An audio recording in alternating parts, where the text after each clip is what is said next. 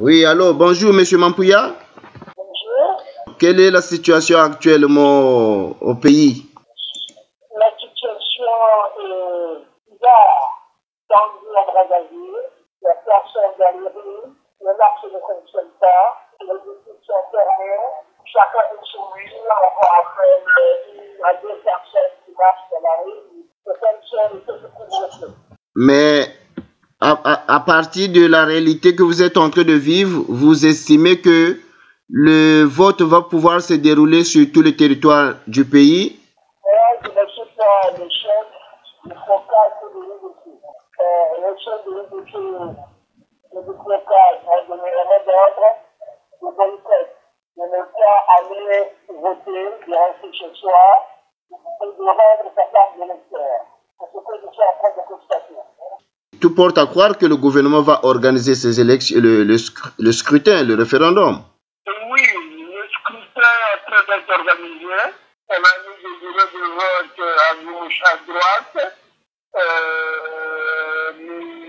Personnellement, je ne sais pas si les électeurs vont se déplacer dans la journée. Et selon vous, quelle est la stratégie des partis de l'opposition de IDC Frocade après le référendum?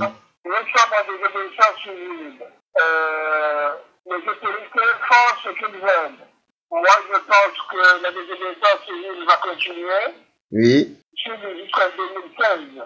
Ok, cela signifie que la stratégie en fait adoptée par l'opposition, c'est de paralyser le pays socialement, c'est ça? Je pense qu'on peut encore paralyser le pays après-demain, la semaine prochaine ou le mois prochain. C'est juste pour protester. Mais nous avons appris que le président a convoqué les membres des partis politiques, des associations, à une réunion le mardi. Je ne suis pas au courant de ça. Il y a beaucoup d'informations qui circulent. C'est souvent des intoxications et de la manipulation. Accepteriez-vous comme opposition de vous asseoir sur la même table que le gouvernement après le référendum pour former un gouvernement d'union nationale par exemple? Le gouvernement d'union nationale, je ne pense pas.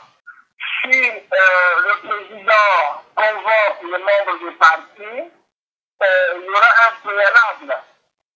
Retirer le projet. On ne peut pas aller s'asseoir avec un gouvernement d'union nationale, c'est pas possible. Mais dès lors que le référendum est convoqué, il n'y a plus lieu de parler d'un retrait de projet, puisque le projet c'était bien avant le référendum. Si le référendum est convoqué, les résultats sont validés, la constitution qui entre en vigueur, c'est la nouvelle constitution votée, même si le taux de participation est très bas. L'opposition que nous sommes, le peuple congolais, ne va pas reconnaître cette mascarade.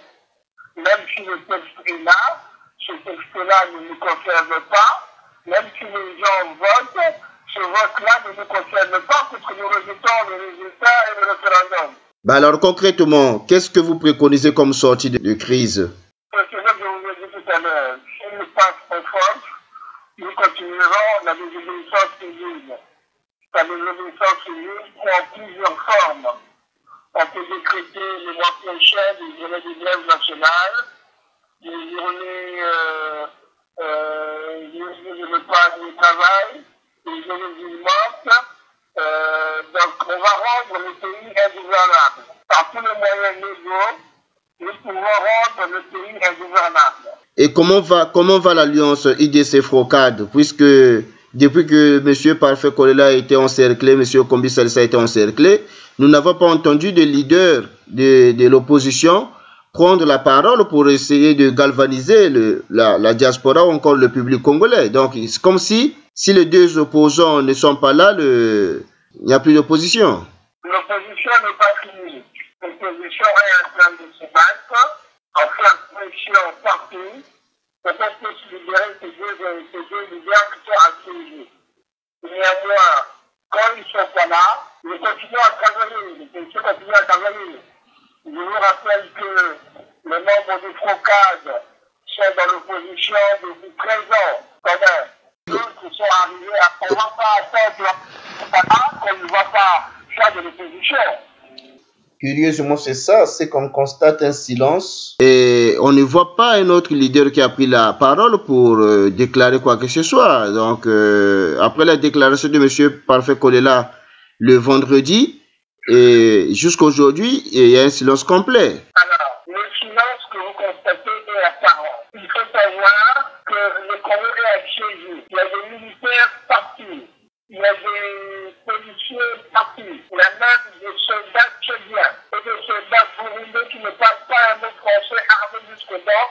dans toutes les rues.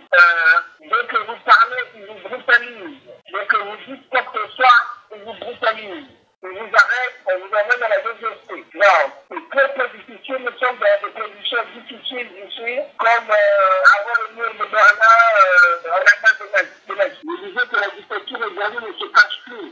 Je vous dis, la route de Brazzaville, les rues de Brazzaville sont infectées d'hommes en armes, prêts à tirer sur toute tribune. Mais qu'en est-il de... L'opposition en ce moment, oui. Allez-y s'il vous plaît. Je vous écoute. Qu'en est-il de la médiation internationale, puisque hier on a vu à la télé Congo la rencontre entre le médiateur de l'ONU et le président de la République, qui avait promis rencontrer aussi les membres de l'opposition. Le président, c'est un menteur. Il dit toujours des conneries comme ça. Il est en train de gagner du temps, il est en train de gagner tout le monde. Il dit toujours ça.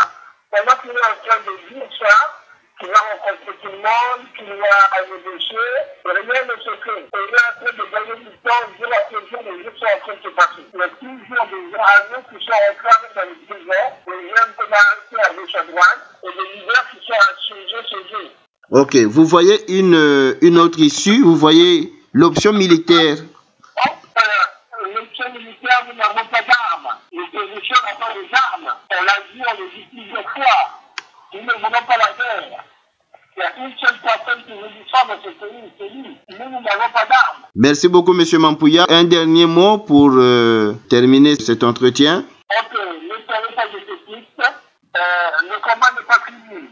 Nous avons jusqu'à juillet 2016 pour qu'il ait l'alternance de ce pays. Nous sommes en train de nous battre et nous adaptons notre méthode de débattre face à l'intransigeance, à la violence, à la sauvagerie de celui qui est en face de nous. Quand on va en guerre, on avance pas tête baissée. Nous sommes en guerre contre le désastre. On doit avancer, reculer, avancer, reculer, avancer, reculer jusqu'à la victoire. Merci beaucoup, M. Mampouya. Merci. Et bonne journée. Ah.